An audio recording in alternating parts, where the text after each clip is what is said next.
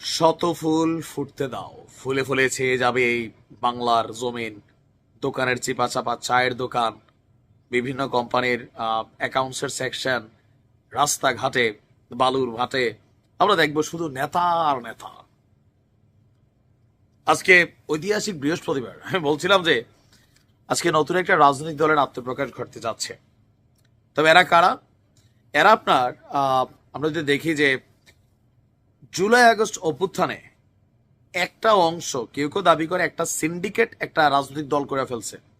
এই সিন্ডিকেটটা হচ্ছে কোনটা? যেটা আমাদের জাতীয় নাগরিক পার্টি, কতিপয় কয়েকজন মানে সাবেক ছাত্ররা আপনার এই রাজনৈতিক যেই পার্টিটা করেছে, তো তাদের বাহিরে যে বিশাল শক্তি, বিশেষ করে শিবিরের একটা টিম, তারা এই দলটার খুবই বড় পদ নেওয়া নেগোসিয়েশনে ছিল, পদ পায়নি।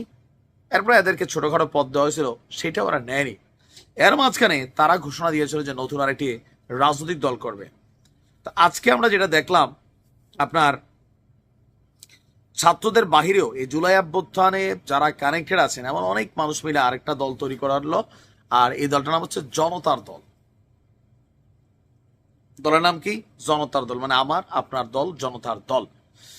আর আজকে এই রাজনৈতিক দলটির আত্মপ্রকাশ ঘটেছে রাজধানীর ফার্মগেটে কৃষিবিদ ইনস্টিটিউটে। আনুষ্ঠানিকভাবে দলটির আত্মপ্রকাশ ঘোষণা করা হয়েছে। আর নতুন দলটির মুখপাত্র হচ্ছেন ডেল এইচ খান। নামের প্রথম অংশ ডেল, একটা ইংরেজি, এরপর আছে এইচ খান, পুরো নাম কি আমি জানি না। তো তার বক্তব্য, তারা মধ্যমপন্থী দল হিসাবে আত্মপ্রকাশ করবে। ডানপন্থীও না, বামপন্থীও না, তারা হবে মধ্যমপন্থী। তো কারা কারা থাকছে এই দলটিতে? আপনার সামরিক অবসরপ্রাপ্ত, বেসামরিক, ব্যাংকার, আইনজীবী, সাংবাদিক, আরো অনেকে নিয়ে তাদের এই রাজনৈতিক দলটির আত্মপ্রকাশ ঘটল। নতুন দলটির চেয়ারম্যান হিসাবে আমরা যার নাম দেখলাম, ব্রিগেডিয়ার জেনারেল অবসরপ্রাপ্ত মোহাম্মদ শামীম কামাল। আর আজকে সম্ভবত 3টার দিকে আপনার ফার্মগেটে কৃষিবিদ ইনস্টিটিউটের 1 নং হলে এই দলটির আত্মপ্রকাশ ঘটল। আর এই অনুষ্ঠানে আমরা দেখেছি 24 বিপ্লবের মানে জুলাই অভ্যুত্থানের শহীদ পরিবারের সদস্য এবং যারা আহতরা ছিলেন তাদের মধ্যেও অনেকে উপস্থিত ছিলেন। এছাড়াও ছাত্র প্রতিনিধি, এনজিও প্রতিনিধি, সাবেক উপজেলা চেয়ারম্যান প্রতিনিধি, বিশিষ্ট জনদেরও অনেকে এখানে উপস্থিত থাকতে দেখা যায়। তাদের মোটিভটা কি? মোটিভ হচ্ছে দেশে যে চলমান রাজনৈতিক দলগুলো আছে তারা আসলে এই দেশকে আগামী দিনে জুলাই অভ্যুত্থানের স্পিরিটকে কেন্দ্র করে বা মানুষের যে কথা, মানুষের যে চাওয়া পাওয়া, এগুলাকে কেন্দ্র করে তারা সামনের দিকে আগাবে। কারণ 54 বছর যাবৎ যতগুলো রাজনৈতিক দল নেমেছে, সাম্প্রতিক সময়ে জাতীয় নাগরিক পার্টি যে দলটা নেমেছে, এরা কেউই আসলে যে বাংলাদেশের মূল স্পিরিট, মূল চেতনা, জনতার মূল আকাঙ্ক্ষা, এটা নাকি ধারণ করে না। তারা ধারণ করবে। একের পর এক মানে জায়গায় জায়গায় রাজনৈতিক দল খোলা হচ্ছে। আবার আমি এখানে যাদের নাম দেখলাম, আমি ব্যক্তিগতভাবে কাউকে চিনি না। আপনারা হয়তো চিনলেও চিনতে পারেন যে না, সামহাও হয়তো বা আপনাদের পরিচিত হইতে পারে। তবে এত সব রাজনৈতিক দলের ভবিষ্যৎ কি?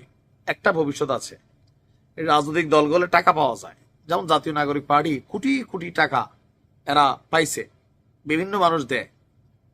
এবার দল দিয়া কারা কি করবে সেটা জরুরি না, টাকা আসতেছে ভাই। আর যেখানে টাকা, দল বানাইতে সমস্যা কি?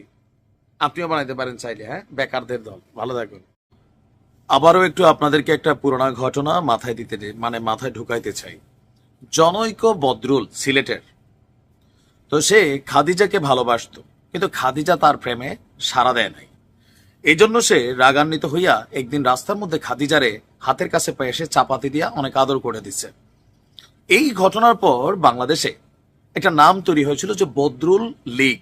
কারণ এই বদরুল কোনো কমিটিতে না থাকলেও এলাকাতে সে নিজেকে ছাত্রলীগের কর্মী বলে পরিচয় দিত। তো এরকম বদরুলদের কারণে আওয়ামী লীগ শেষ হয়ে গেছে, তাই না? আজকে যেই জুলাই অভ্যুত্থানের পর যে রাজনৈতিক দলটা সামনে আসছে, যাদের নেতারা এই মুহূর্তে আমরা দেখছি যে বিএনপিকে নিয়ে সমালোচনা করছে, জামাতকে নিয়ে করছে, আর আওয়ামী লীগকে তো প্রতিদিনই 2-4 বার ভালো করে ধোয়া হচ্ছে, কারণ তারা এগুলারই যোগ্য। ফাইন। তো তাদের দলটা আসলে কতটুকু বেটার, আজকে আমি আপনাদের সামনে 2জন সদস্যকে হাজির করছি।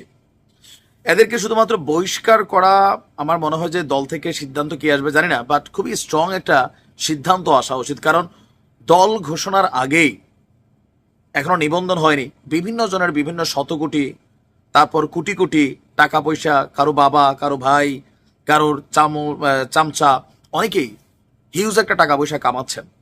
তো এই পোলাপান চিন্তা করছে আমরা আর বাদ যাইয়া লাভ কি, আমাদেরকে তো কোনো বিশেষ গ্রুপ অথবা নাম পরিচয় প্রকাশে অনিচ্ছুক ব্যক্তিরা কোটি কোটি টাকা দেবে না, তো আমরা লোকাল এলাকাটারে একটু খাওয়া দাওয়া করি।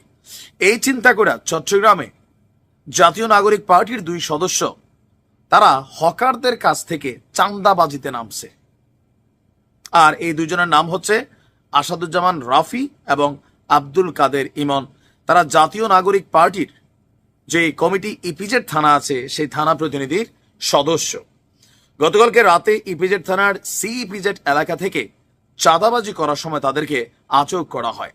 আজকে চট্টগ্রাম মেট্রোপলিটন ম্যাজিস্ট্রেট আদালতে তাদেরকে হাজির করা হলে আদালত তাদেরকে কারাগারে পাঠানোর আদেশ দেন।